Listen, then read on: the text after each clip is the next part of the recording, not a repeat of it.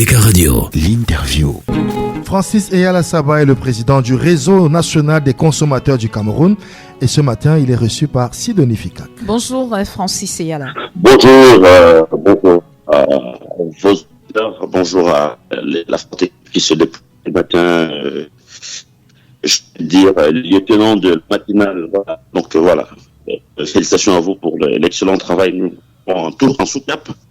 Nous écoutons en sous-cap depuis toujours et ce matin bien particulièrement. Merci. Canal+, elle, est de retour dans le bouquet Canal+, et nous souhaitons être davantage éclairés sur les clauses de ce retour. J'ai tout l'impression que c'est un sujet qui passionne exclusivement avec Radio et plus particulièrement l'équipe de cette matinale. Tout à fait. Et c'est très bien. C'est pour ça qu'il faut apporter des éclairages à vos auditeurs. Écoutez, nous sommes déjà nous voulons dire que nous sommes très nous félicitons, je veux dire, voilà, la démarche du CNC que nous qualifions d'une très bonne démarche diplomatique. Et c'est la suite qui nous dira, n'est-ce pas, qui déterminera la fin de ce qui a commencé. La diplomatie est une arme très puissante qu'il faut juste savoir utiliser et ensemble nous verrons la suite. En lisant, n'est-ce pas, le document du CNC, nous comprenons qu'il y a eu des discussions et qu'il y en a même encore des discussions très très sérieuses entre les parties prenantes. Nous parlons donc ici de tous ceux qui sont concernés par cette histoire, c'est-à-dire qu'à la fois les administrations, le ministère de la Communication, le ministère des Relations Extérieures, la Présidence de la République, le CNC lui-même, Canal+, l'ambassade de France, qui se parlent régulièrement en rapport avec cette question. Et nous pensons que cette discussion sérieuse entre les parties prenantes ont certainement découlé sur des engagements que les acteurs de Canal+ ont pris de eux-mêmes faire, n'est-ce pas, la veille pour être en conformité avec les lois et les règlements du Cameroun. Alors, ce décelage de Canal+, elle, est d'ores et déjà, il faut le dire, donc la marque de bonne foi du Cameroun dans la collaboration avec ses autres partenaires. Oui. Mais maintenant, si Canal+ venait à récidiver, il sera alors en train de démontrer sa mauvaise foi et le flagrant délit de défiance vis-à-vis de l'État du Cameroun, et toutes les sanctions pourront donc lui être infligées, y compris le retrait de l'agrément.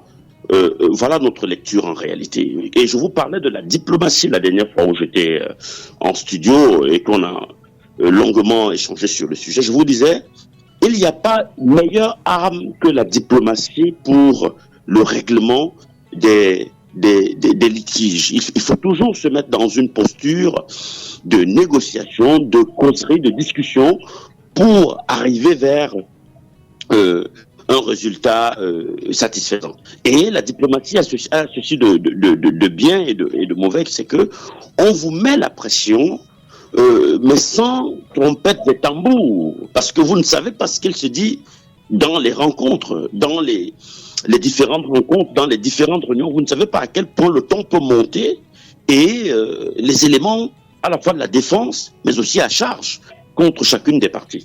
Il faut faire très très attention et simplement féliciter davantage le CNC pour, n'est-ce pas, cette hauteur, mais aussi cette façon subtile de dire « Ok, c'était un avertissement, nous allons ouvrir et nous allons vous voir faire, vu les engagements que vous avez pris. » Et maintenant, on est très vite rattrapé par TV5 Monde qui a relayé ou alors qui a davantage démontré que les engagements qui avaient été pris ou qui ont été pris sont des engagements subsidiaires, ce sont des engagements pour faire bonne foi, mais en réalité, qui au fond ne sont pas respectés. La preuve, vous avez reçu hier, je l'ai diffusé personnellement et ça a été longuement relayé, n'est-ce pas, un certain nombre d'images d'une série sur TV5 Monde et qui continue à promouvoir cette chose-là. Donc, vous comprenez que on peut ici dire maintenant, avec des constatations d'huissiers documentées, que voilà, nos amis sont en train de faire de la gnognotte. Donc, ils n'ont pas l'intention de se conformer. Francis Eyala, la journée mondiale de la normalisation 2023 se célèbre très prochainement et à cette occasion, le Réseau national des consommateurs du Cameroun, RNC, dont vous êtes le président, et l'Association humanitaire pour le développement AHD organisent des activités y relatives le samedi 14 et le dimanche 15 octobre 2023. Pourquoi marquer un arrêt pour traiter le sujet de la normalisation et du développement? Ben vous savez que pour se développer, vous avez besoin de la normalisation. Et la normalisation devient donc ici un des éléments majeurs du développement des communautés et des communautés, des pays, des États et tout ce qui va avec. Donc, à partir de ce moment, vous comprenez nécessité pour nous de parler de normalisation et développement. Et quand on parle du développement, on ne se développe pas sans consommer. Vous savez que même pour construire une maison et que vous achetez un sac de ciment, du fer à béton, des tôles et tout ça, vous êtes en train de consommer. C'est des produits de consommation. Vous êtes en train de consommer. Alors, pour se développer, on consomme forcément.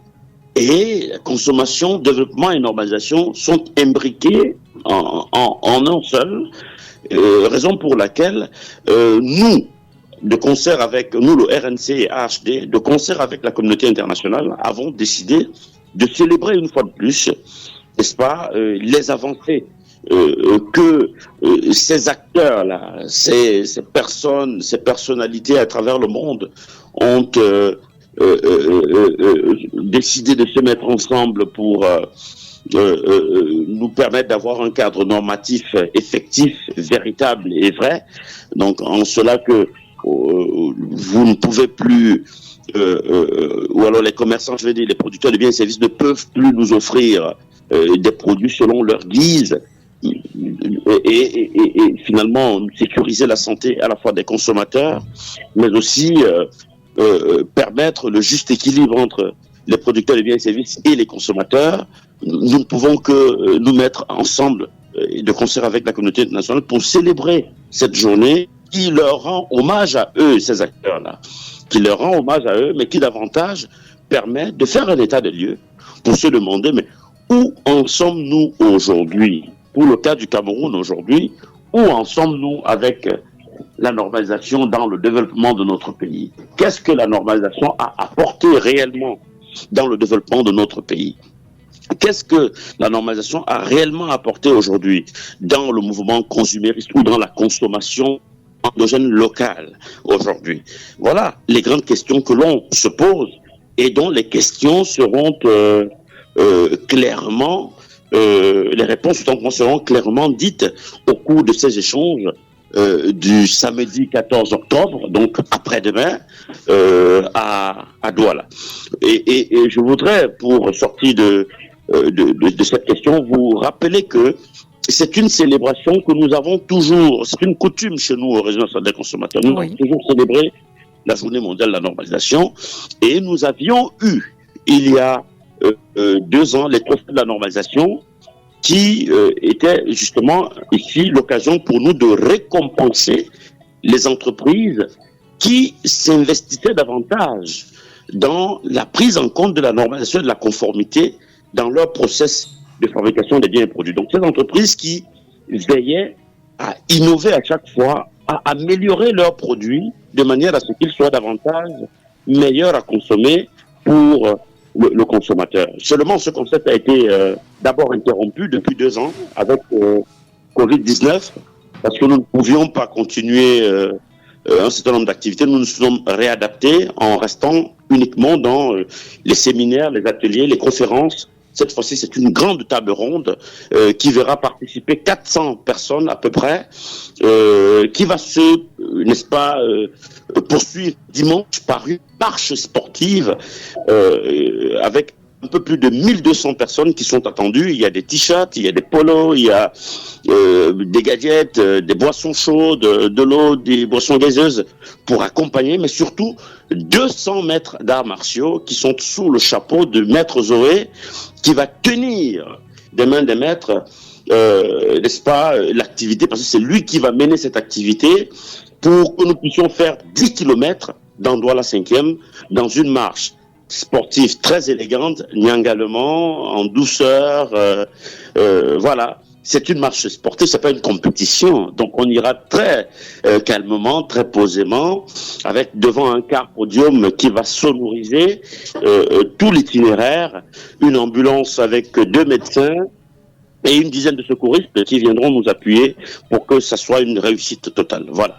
Francis Eyala, après vous avoir écouté, ça nous donne des envies de prendre part à cet événement. Mais nous attendons tout le monde. Nous attendons tout le monde et l'équipe d'ABK sera certainement décorée sur un podium.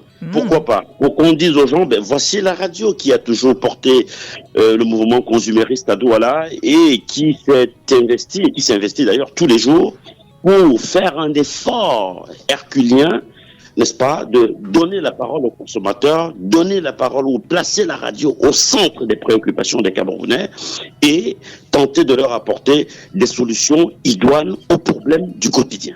C'est tout simplement cela, ABK Radio. Et ça mérite des félicitations. Je pense qu'il est temps pour nous de reprendre les trophées de la normalisation et de vous offrir ce précieux trophée que d'autres radios, je pense qu'il y en a une seule déjà à Douala qui a reçu ce trophée, en dehors de la... Oui, donc il y a 2, la FM 105 et une autre radio concurrente, mais surtout la CRTV et je pense que ce sera l'occasion pour nous de vous rendre ce vibrant hommage. Vous le méritez. Vous le méritez bien. Et j'ai envie de vous dire merci encore une fois. Merci pour tout. Merci infiniment.